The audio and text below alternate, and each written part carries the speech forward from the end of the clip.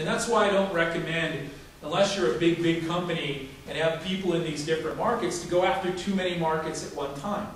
Do one market, then move to the next, then move to the next. Because again, we talked to a guy the other day, we did a global site clinic like we did here tonight, but it was on international sites, and the guy had one page for 20 countries.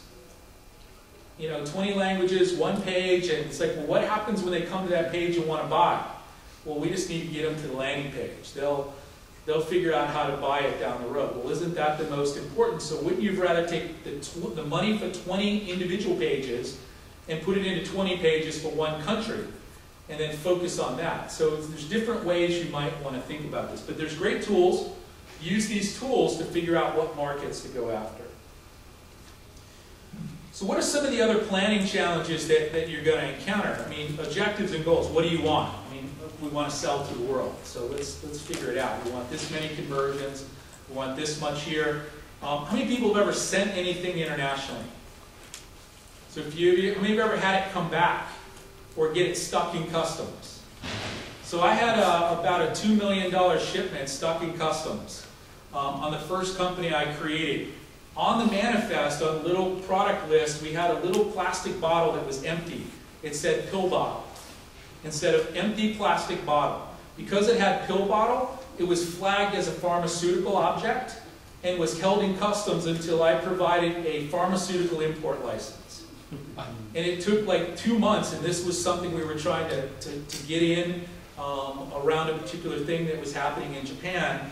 And finally, we were able to convince them that it was an empty, stupid plastic bottle. So little things like that. A lot of people will get stuff shipped back because the tariff is too high in a market and the consumer won't receive it. So little things like that, just be aware of. Go down and talk to FedEx and UPS and ask them if there's any gotchas on your particular product in sending it abroad. How do you do this? Are you going to do it yourself? Are you going to get some interns? I think some of the schools, my son goes to Northeastern, he's in an international business program, he's actually in Spain right now. So a lot of kids come to America that are learning business, especially MBA students can often help you. Because many times they were doing something in business in their home country, and they'll often help. So they get to do something in American business and international, so it's a great way to get some folks. And many of the universities will actually loan out their international students as part of a project to help you go abroad. When I was going to school in California, we worked probably on 40 international projects like that. Companies, mid-sized companies that wanted to go abroad and wanted us, the kids in school, to basically do free research. So tap into the local schools. I think you can find some really good support there. Targeting engines, that was a big one. All right, so this gets a little quirky. Google's in almost every major market, they're the dominant engine. The markets where they're not, the cool thing is, the local language is a big differentiator. So someone said, what are the differences between two? And I've actually got a slide that covers that, but I'll jump ahead. Everything you do for the US for Google is exactly the same in any other market, except you have to do it in different language. There's some quirky things we'll talk about in a moment, but what works for Google, solve for Google, you solve for everything else, pretty much. And the problem is people don't solve for Google and they fail in the other engines. The big ones you want to consider outside the US, we've got Yandex in Russia, it blows away Google. Baidu, especially now that Google CN just left, Baidu blows away Google in China. If you have a consumer-facing product, you need to do well in Baidu. So number one, hands down, consumer search engine in China. Baidu is fairly simple. Title tag, headline, first 150 characters. That's all you need to rank well in Baidu. I don't think many people know, Baidu used to be, up until about 3 months ago, nothing but paid links on the first 50 listings. That changed. They came out with a tool called Phoenix Nest, where basically it's exactly like Google. So they got 3 paid links, and then all the rest is organic. So there's a huge, huge opportunity right now against Baidu to rank well in China, because it's still fairly much a greenfield. We worked on, I was just on the board, actually today's my last day on the board of the other organization. And we did a really nice project there helping Baidu write a set of standards for organic search.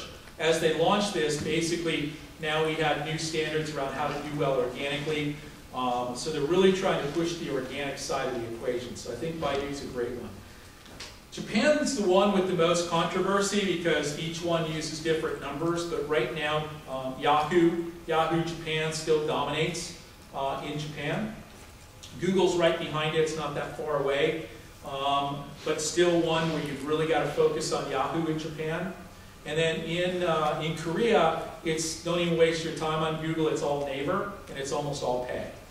So, those are the only exceptions really are those. So, Yandex in Russia, Naver in Korea, Yahoo in Japan, and Baidu in China. Everywhere else, Google's got an 85 to 90% market share. But now we got a different problem with Google, which I'll talk about later, with the geolocal targeting that they're doing, which is causing major chaos for all the big companies. So any questions on targeting engines and the breakdown? I want to try to make this as interactive as we can. No questions? Okay. All right, some challenges. This is especially challenging for Americans. We don't think abroad.